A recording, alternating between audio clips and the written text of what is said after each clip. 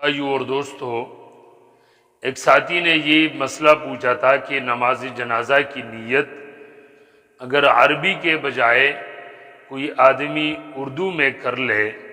تو کیا اس سے نماز جنازہ ہو جائے گی؟ یعنی اردو میں نیت کرنا یہ جائز ہے، درست ہے یا نہیں؟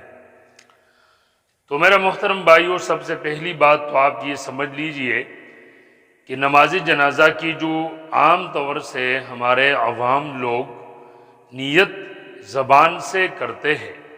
اور زبان سے الفاظ ادا کرتے ہیں، تو یہ یاد رکھے کہ یہ زبان سے الفاظ ادا کرنا نہ تو آپ صلی اللہ علیہ وسلم سے ثابت ہے اور نہ آپ کے صحابہ کرام رضوان اللہ علیہم اجمعین سے ثابت ہے، اور نہ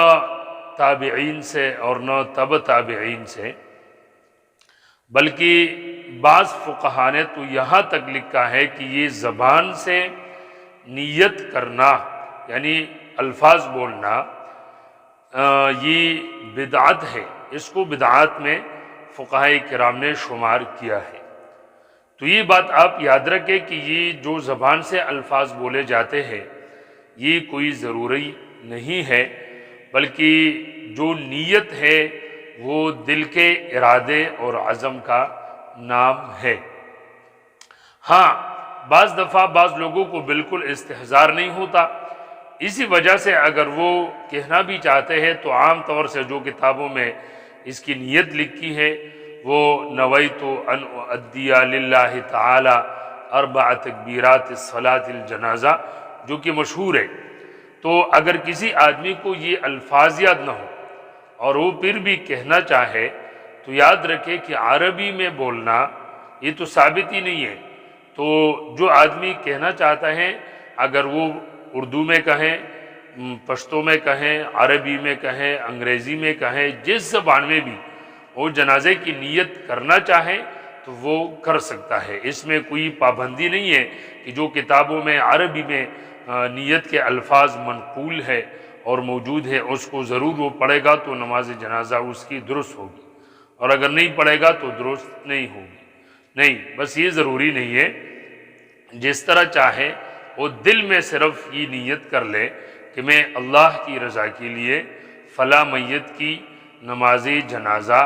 اس امام کی اقتداء میں ادا کر رہا ہوں، بس یہ نیت کرے کہ میں اللہ کی رضا کے لیے